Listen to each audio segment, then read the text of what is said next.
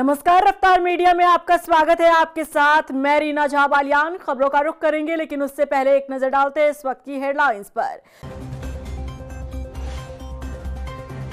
उत्तराखंड में जमीनी विवादों के निपटारे के लिए चलेगा प्रदेश व्यापी विशेष अभियान। सीएम धामी ने अधिकारियों को दिए निर्देश, 1 महीने में पूरे राज्य में लगेंगे विशेष कैंप। 2027 के विधानसभा चुनाव से पहले बीजेपी पर हावी हो रहे पूर्व विधायक सुरेश राठौड़, खुद को बताया बीजेपी का आइकॉन। बड़ा सवाल, क्या राठौड़ टिकट के लिए अपना रहे ब्लैकमेलिंग वाली तकनीक। दून के जिलाधिकारी समीर बंसल की बड़ी कार्रवाई, 800 से अधिक आर्म्स लाइसेंस कैंसिल, नियमों की अनदेखी कर शस्त्र रखना पड़ा भारी।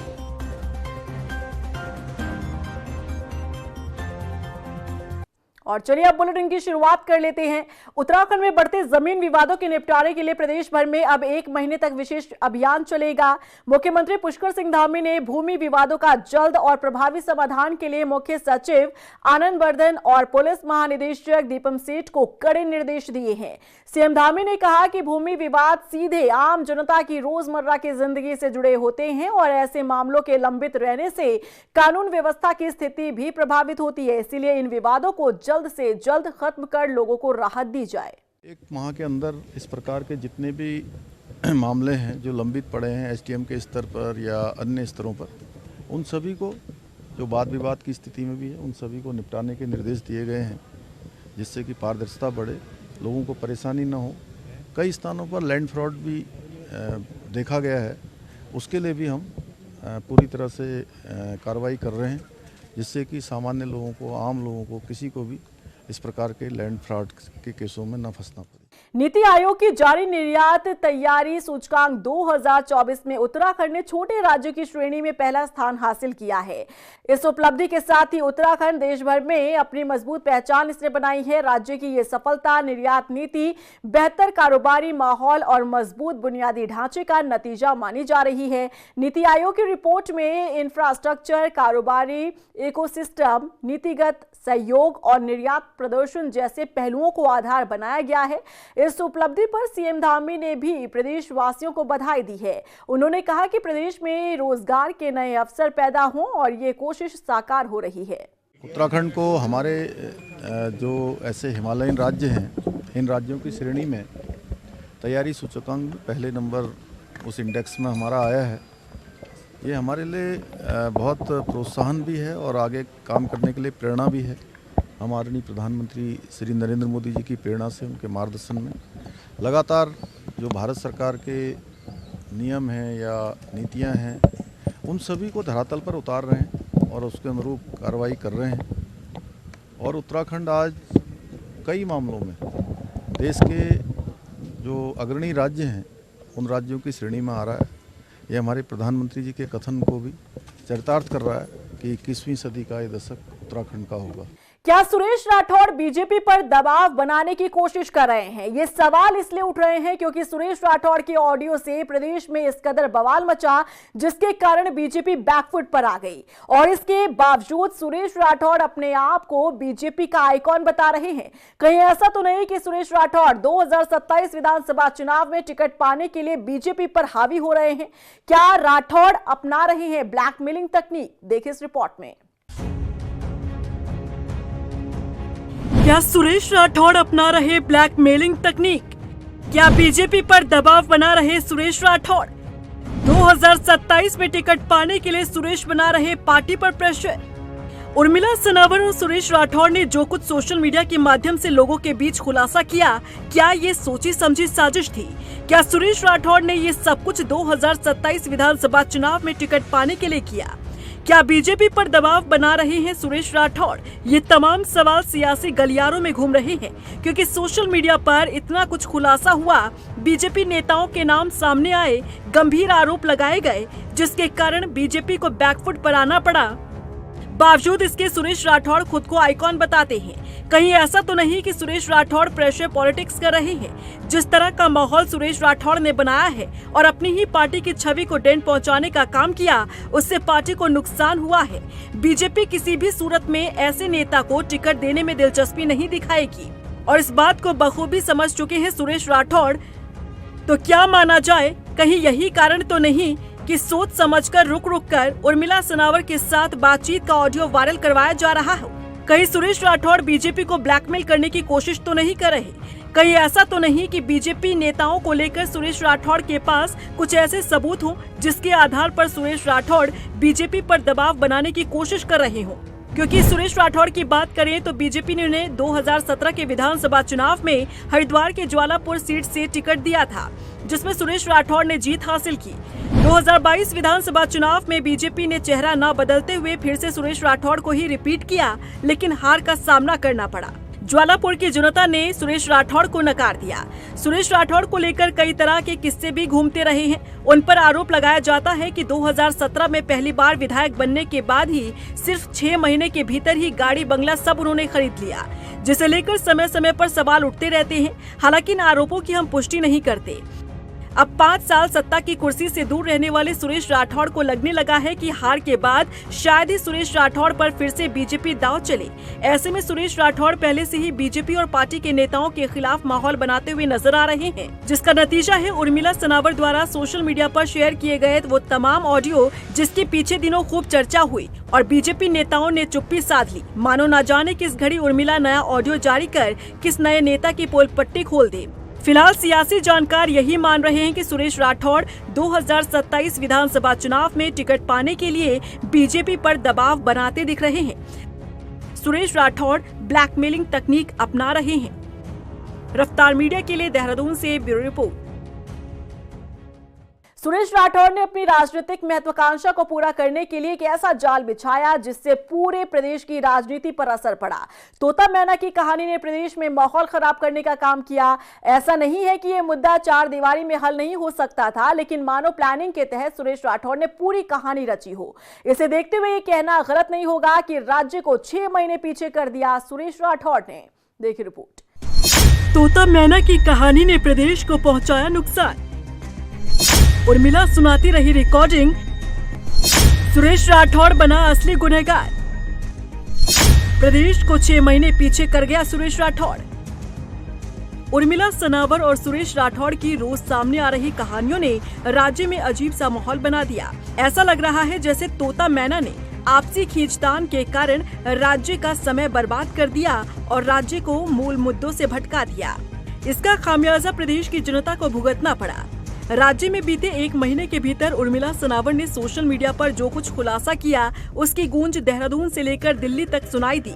इस बात से भी इनकार नहीं किया जा सकता कि जो कुछ उर्मिला सनावर ने किया, उसके पीछे की वजह बीजेपी के पूर्व विधायक सुरेश राठौड़ रहे। पूरे प्रदेश को उर्मिला और राठौड़ ने अपने मुद्दों में उलझा कर रखा। बार बार एक नया ऑडियो जारी कर भूचाल लाने का काम होता रहा और उधर सत्ताधारी पार्टी के लिए भी मुश्किलें खड़ी होती रही। जो सरकार अब तक अपने काम पर फोकस कर रही थी, वही सरकार तोता मैना की कहानियों में उलझती दिखी। सरकार हो या सरकार के नुमाइंदे, सबकी नजर इसी पर टिकी रही कि अब उर्मिला सनावर कौन सा नया ऑडियो बम फोड़ने वाली है। उर्मिला और राठौड़ की प्रेम कहानी के बीच प्रदेश की जनता पिसती रही। अंकिता भंडारी का मामला अपनी जगह है। ये लोगों की भावनाओं से जुड़ा मुद्दा रहा, जिसे धामी सरकार ने भी माना और भावनाओं का सम्मान करते हुए धामी सरकार ने अंकिता मामले में सीबीआई जांच का रास्ता साफ किया। इसके बाद भी उर्मिला की नौटंकी कम नहीं हुई। कल तक चिल्ला चिल्ला कर खुलासा करने वाली उर्मिला सनावर एकाएक शांत हो गई, बीमार पड़ गई, सही समय पर एसआईटी को फोन तक भी नहीं जमा करवा पाई, जो साफ जाहिर करता है कि सुरेश राठौड़ और उर्मिला ने मिलकर प्रदेश की जनता और सरकार का वक्त जाया किया है। अपनी बातों से और ऑडियो से हर रोज सस्पेंस बनाया जाता रहा। लोग अपना कीमती समय उस तरफ लगाते रहे। सरकार का फोकस भी इसी मुद्दे पर रहा। कुल मिलाकर कहा जाए तो तोता मैना ने मिलकर प्रदेश को 6 महीने पीछे कर दिया। इस दौरान कई महत्वपूर्ण काम सरकार द्वारा किया जा सकता था, लेकिन उर्मिला और राठौड़ के केस ने प्रदेश का वक्त बर्बाद कर दिया। रफ्तार मीडिया के लिए देहरादून से ब्यूरो रिपोर्ट। जिसके लिए उर्मिला सनावर ने सोशल मीडिया पर आकर तमाम ऑडियो वायरल कर बड़े बड़े खुलासे किए। क्या उस सुरेश राठौड़ को इस पूरे मामले पर जवाब नहीं देना चाहिए? बीजेपी के पूर्व विधायक सुरेश राठौड़ जो उर्मिला सनावर को झूठा बता रहे हैं, ऑडियो वीडियो को एआई जनरेटेड बता रहे हैं, क्या उर्मिला सनावर के साथ की गई उस पीसी को भी सुरेश राठौड़ एआई जनरेटेड ही बताएंगे, जिसमें उन्होंने उर्मिला के साथ रिश्ते को सार्वजनिक किया था? अब तो सुरेश राठौड़ को जवाब देना ही पड़ेगा। देखिए रिपोर्ट। सुरेश राठौड़ जवाब दो, अब चुप बैठने से नहीं चलेगा काम। कौन है एक मुहा और कौन है दो मुहा, बताना होगा सुरेश राठौड़। उर्मिला सनावर की पूरी पिक्चर में सुरेश राठौड़ कभी हीरो तो कभी जीरो बना। उर्मिला के साथ सुरेश राठौड़ के प्रेम प्रसंग के चर्चे जग जाहिर हैं। हालांकि वो बात अलग है कि दोनों के बीच पैदा हुई खटास के बाद एक दूसरे के लिए दोनों ही जहर उगल रहे हैं। लेकिन सुरेश राठौड़ को अब तो जवाब देना ही होगा, क्योंकि जब जब उर्मिला सनावर ने सोशल मीडिया पर आकर खुलासा किया, ऑडियो या वीडियो शेयर किया, सुरेश राठौड़ अपने बचाव में उसे AI करार देते गए। लेकिन सुरेश राठौड़ से सवाल है कि उर्मिला सनावर द्वारा शेयर की गई तस्वीरें और ऑडियो AI हो सकती हैं, लेकिन मीडिया के बीच आई तस्वीरों को भी क्या सुरेश राठौड़ जी आप AI जनरेटेड ही करार देंगे? तस्वीर नंबर 1, क्या इसे भी AI जनरेटेड कहेंगे सुरेश राठौड़? तस्वीर नंबर 2, ये तस्वीर तो आपको याद ही होगी सुरेश राठौड़ जी, उर्मिला के बाल संवारते हुए तस्वीर में तो आप ही हैं ना सुरेश राठौड़, क्या इसे भी AI जनरेटेड ही कहेंगे आप?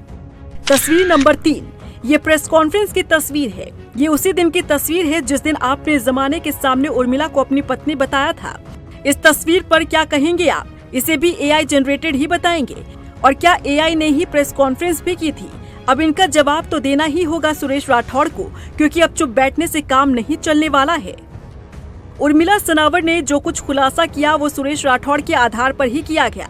सुरेश राठौड़ ने जो कुछ उर्मिला को बताया था उसी को उर्मिला ने समाज के सामने उगल दिया। लेकिन सुरेश राठौड़ हैं कि हर एक तस्वीर, हर एक वीडियो को AI बताते हैं। सुरेश राठौड़ को अब बताना ही होगा कि एक मुहा कौन है और दो मुहा कौन है, क्योंकि अलग अलग बात कौन कर रहा है ये सुरेश राठौड़ को बताना ही होगा। क्योंकि सुरेश राठौड़ ने जमाने के सामने उर्मिला सनावर से अपने प्रेम प्रसंग का खुलासा किया था, उर्मिला सनावर को अपनी पत्नी करार दिया था। लेकिन दोनों के बीच बढ़ती तकरार ने अब प्रदेश में ऐसा माहौल पैदा कर दिया जिसे लेकर प्रदेश की जनता के बीच भी उबाल आया। और इन सब के बीच बड़ा कारण रहा सुरेश राठौड़ और उर्मिला सनावर का वो प्रेम प्रसंग, जिसे जमाने के बीच लेकर तो आए लेकिन पूरा खुलासा इन दोनों ने नहीं किया।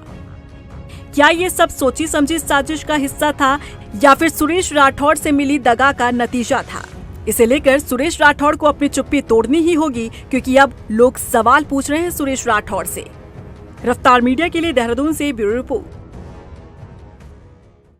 उत्तराखंड सरकार ने राज्य के सभी सरकारी और निजी स्कूलों में श्रीमद् भागवत गीता के श्लोकों का पाठ पढ़ाना अनिवार्य कर दिया है। कक्षा 6 से 12 तक के छात्रों को गीता के श्लोकों और उनके अर्थ और जीवन में उपयोगिता के बारे में पढ़ाया जाएगा, जिसके लिए NCERT के माध्यम से नई पाठ्य पुस्तकें तैयार की जा रही हैं। गीता के श्लोक पढ़ाने का उद्देश्य छात्रों में भारतीय संस्कृति, नैतिक मूल्यों और जीवन दर्शन को मजबूत करना है। इस फैसले पर आध्यात्मिक गुरु गीता मनीषी ज्ञानंद महाराज ने कहा कि गीता के श्लोक पढ़ने से बच्चों में सामाजिक और पारिवारिक मूल्य के गुणों का विकास होगा।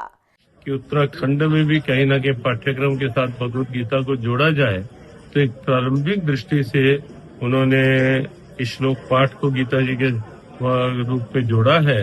और धीरे धीरे हमने उनसे संकेत किया और उन्होंने कहा कि फिर कभी बैठकर इसको और आगे बढ़ाएंगे।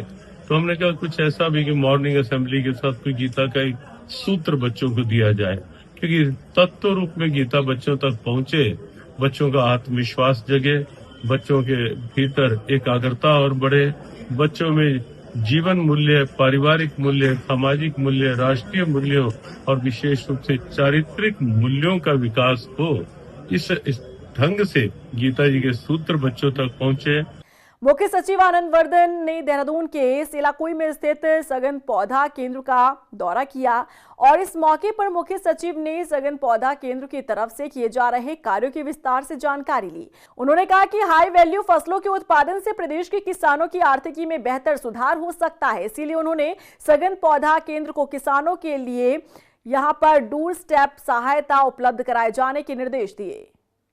हल्द्वानी में गंदे पानी की सप्लाई पर कुमाऊं कमिश्नर दीपक रावत ने सख्त रुख अपनाते हुए अधिकारियों को कड़े निर्देश दिए हैं। कुमाऊं कमिश्नर ने पेयजल और सिंचाई अधिकारियों को तलब किया है, साथ ही शीश महल स्थित फिल्टर प्लांट का स्थलीय निरीक्षण भी किया। इस दौरान फिल्टर प्लांट में CCTV कैमरा न मिलने पर कमिश्नर ने अधिकारियों को जमकर फटकार लगाई, जिसके बाद गंदे पानी की शिकायत पर जल संस्थान, सिंचाई एवं जमरानी बांध परियोजना के उच्च अधिकारियों के साथ बैठक कर समस्या के समाधान का निर्देश दिया। तो इसमें बेसिकली डिपार्टमेंट्स पे आज मैंने ये कहा है कि क्योंकि अभी बलिया नाले का काम भी आगे भी लंबा चलना है और जमरानी का काम भी शुरू होना है। जमरानी का भी जब काम होगा तो कुछ ना कुछ उसमें खुदान होगा, कुछ मिट्टी होगी और उसका कमीशनिंग पीरियड 2029 का है। तो तब तक जो पानी आएगा इसके लिए हम जो भी वैकल्पिक स्टेप्स लेने हैं जिससे कि पानी की जो टर्बिडिटी है, परमिसिबल नॉर्म्स हैं उसके अंदर वो रहे, ये सब स्टेप्स यहाँ पे ले लें। और दूसरा मैंने जल संस्थान से यहाँ पे कहा है कि ये बहुत इंपॉर्टेंट फैसिलिटी है फिल्ट्रेशन प्लांट्स की, तो इसकी कैमरे से सर्वेलेंस 24 घंटे होनी चाहिए। और जो ये रिकॉर्ड कीपिंग भी यहाँ पे कर रहे हैं इसमें एलम मिलाने का, फिटकरी मिलाने का, उसकी भी रिकॉर्ड कीपिंग थोड़ा सही तरीके से होनी चाहिए और फुल टाइम यहाँ पे कोई आदमी रहना चाहिए। देहरादून जिला प्रशासन के नियमों की अनदेखी कर हथियारों का शौक रखने वालों पर कार्रवाई की है। एक से ज्यादा हथियार रखने और NDLLIS पोर्टल पर UIN जनरेट न कराने वाले 827 शस्त्र धारकों के लाइसेंस एक झटके में खत्म कर दिए। जिलाधिकारी सवीन बंसल ने बताया कि शस्त्र लाइसेंस कोई स्टेटस सिंबल नहीं है बल्कि कानून के तहत सख्त नियम है और नियमों की अनदेखी करने वालों को न केवल लाइसेंस गंवाना पड़ेगा बल्कि भविष्य में नया लाइसेंस लेने में भी आसानी नहीं होगी।